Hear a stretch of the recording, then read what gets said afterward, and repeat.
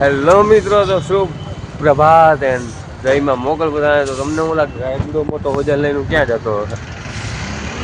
લોકમાં જોડાઈ ગયો, ખબર પડી ગયા. જો આ સાબરમતી આશ્રમ આવી ગયું હોય. આશ્રમ હું ગયા સાબરમતી રેલવે સ્ટેશન. હવે અહીંથી જાય અંદર આપણી ટ્રેન આવે ત્યાં સુધી વેઇટ કરશું. કેવું છે કેવું નહીં બતાવ્યું તમને. કોલિંગ ટુ હવે એ ન કહેવાય પછી આગળ. લોકમાં જોડાઈ ગયો તો ખબર પડે. તમને લગભગ ખબર તો પડી જ જશે, પણ કેવું જ નથી. જો તમે કઈ તો ખબર પડશે ને, બાકી એમનું કેમ પડશે? અંદર કરતાની સાથે જ જો આવું બધું નાસ્તાની કેન્ટીન એવું છે. આપણે અમે જવું જ નથી. આ જો કઈ ટ્રેન એકાદ ઊભી છે નવી દિલ્હી વાળી, સ્વર્ણ જયંતિ રાજધાની એક્સપ્રેસ સાબરમતી નવી દિલ્હી. જોઈ પ્લેટફોર્મ નંબર 1 ઉપર આપણી ટ્રેન અહીંયા જ આવશે. પ્લેટફોર્મ 1 ઉપર આપણે ત્યાં સુધી વેઇટ કરીએ. ગમે અહીંયા રોકડીએ બીજું હું.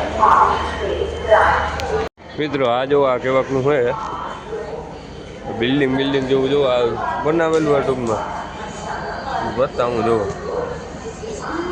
કેમ છે. બાકી આ કાચની મ્યુઝિયમમાં આમાં લખેલું હોય જો. અને ટાઈમ વધશે તો સાબરમતી આપણે જયલીમાં બી જવું જોવા. હવે જઈ ઘરેની ઈચ્છા જ્યાં જવાય ત્યાં બધું જોવા. અને હજી આપણે આગળ જાય કેવું છે સ્ટેશનમાં તો હજી અંદર જોયું ભાઈ. હજી આપણી ટ્રેન આવે ત્યાં સુધી આપણે રખડવાનું જ છે. કંઈ કામ ધંધીનું છે જ નહીં. તો આ બધી તમે બધા કેવા ઓલા ગાંધી બાપુને કૂતરા કાપડ કહેતા જોયા ને તો વાત સાચી. પણ ગાંધી બાપુ અમદાવાદમાં ગાંધી બાપુ લોખંડના થઈ ગયા. જુઓ તમે ધોતીઓ કહેવાનું ભાઈ લોખંડની જારીનું. ડિજિટલ જમાનો થઈ ગયો ને, ગાંધી બાપુ ડિજિટલ થઈ ગયા ભાઈ. એની લોખંડનું ધોતી ફેંકલું હતું. તો ફાઇનલ મિત્રો આપણી ટ્રેન આવી ગઈ છે અને આપણે ચડવાનું હોય ટ્રેનમાં. તો આપણે જઈએ આગળ. હજી ડબ્બો બહુ આગળ વયો ગયો હે મિત્રો. આપણે બેસી ગયા યોગા એક્સપ્રેસમાં. તો હવે આપણે આપણી ટ્રેન આવી ગઈ અને આપણો ઠેલો બેલો લગેજ બગેજ નાખી લીધો છે હરિદ્વાર વાળી. હો ડાયરેક્ટ આ હરિદ્વાર નહીં, ઋષિકેશ જાય. જો ઋષિકેશ વાળી હે. હવે આપણે જોઈએ હવે કઈ ઉપાડ. બાકી આમ તે એક નંબર જોરદાર આવ લક્ઝરિયસ જેવી ફિલિંગ આવે એવું સ્લીપિંગ. હે ઋષિકેશ સુધી હુતું જ જવાનું છે આજ. તમે જોવો ને બ્લોગની બહારથી ધબધબાટી બોલાવી દેવી છે. તમારે તો વ્લોગમાં જોડાઈ રહેજો કન્ટિન્યુ. આપણે બે ગયા એટલે ફૂલ મોજ જ છે. હવે આપણે જોઈએ કેવું સફર રહીએ કેવું નહીં એકલાનો. અને કોઈને આવવું હોય આગળથી તો બે હોય બે જ છો. અને કોઈને કંઈ લેવું હોય તો મગાવવું હોય તો ફોન કરી દેજો. પહેલાં પૈસા પેમેન્ટ કરજો પછી ફોન કરજો ભાઈ. મફતમાં હું એ ટિકિટમાં જનરલમાં જાઉં, લોકલમાં હું બુકિંગ કર્યા વગરનું જાઉં ભાઈ. એમને ડાયરેક્ટ આપણા ઘરની જ છે.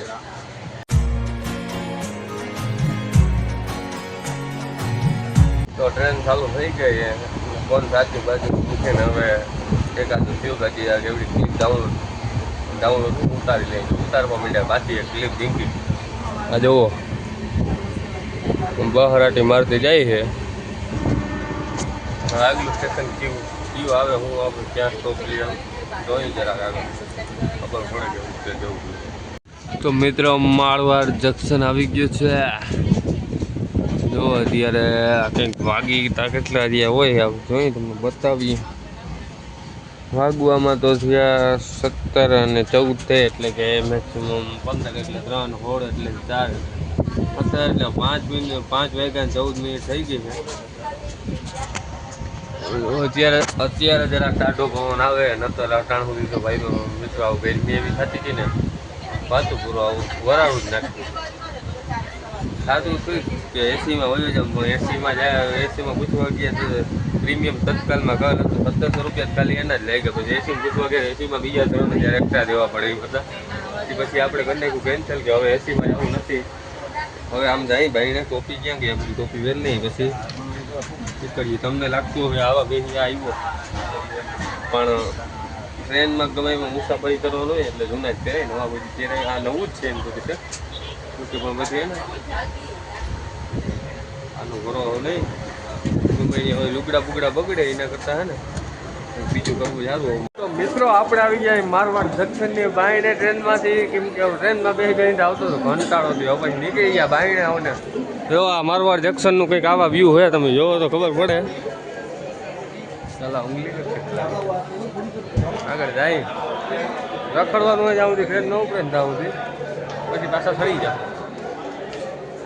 આપણી જો આ રહી ટ્રેન 177 અમદાવાદ વાળી યોગા ઋષિકેશ.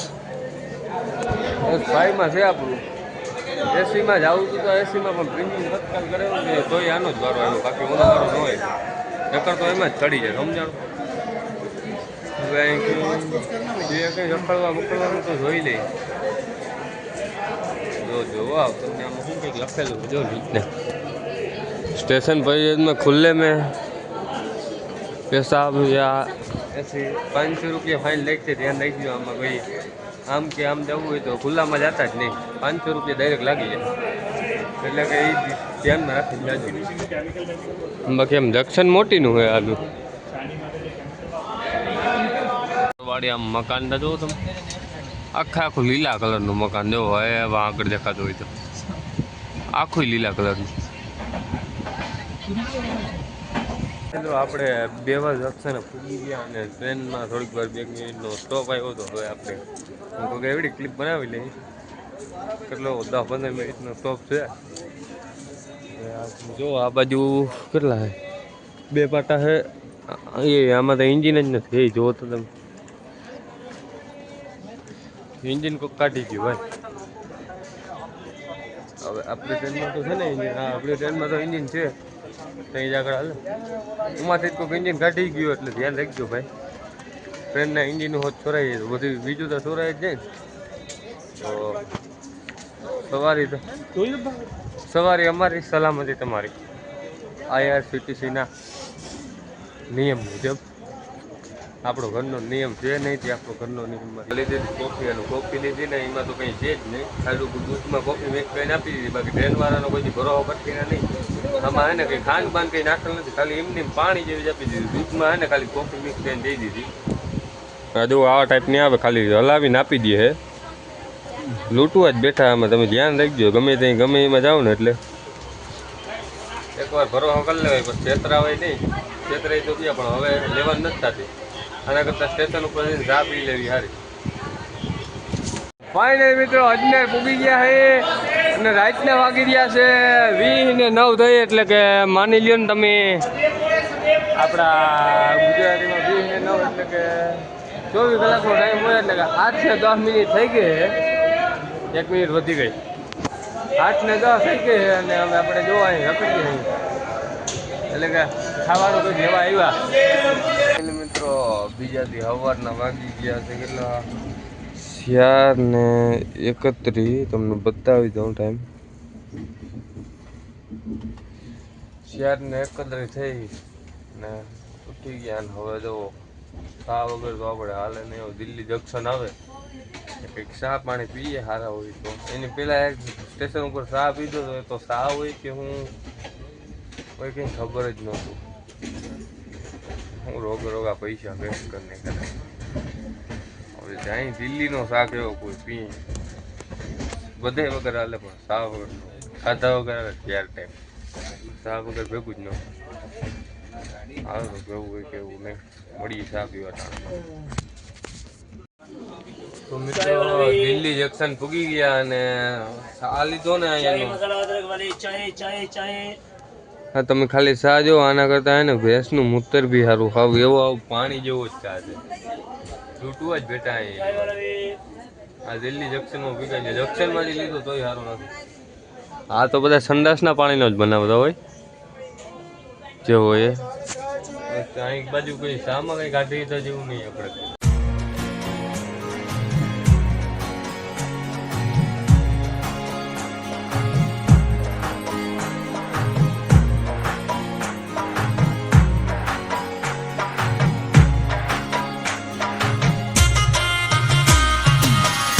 ફાઇનલી મિત્રો હરિદ્વાર પૂગી ગયા અને હવે ટ્રેનમાં ઉતરીએ. હેઠે થેલો છે એક તો મણ એકનો ભેગો વાહે અને નહીં તમને હરિદ્વારનું રેલવે સ્ટેશન બધાને લાગતું હતું કે નહીં જાય પણ આજ હુકમ થઈ ગયો છે ઉગી ગયા હરિદ્વાર. હવે અહીંથી ક્યાં જાય ક્યાં નહીં જોઈએ આપણે.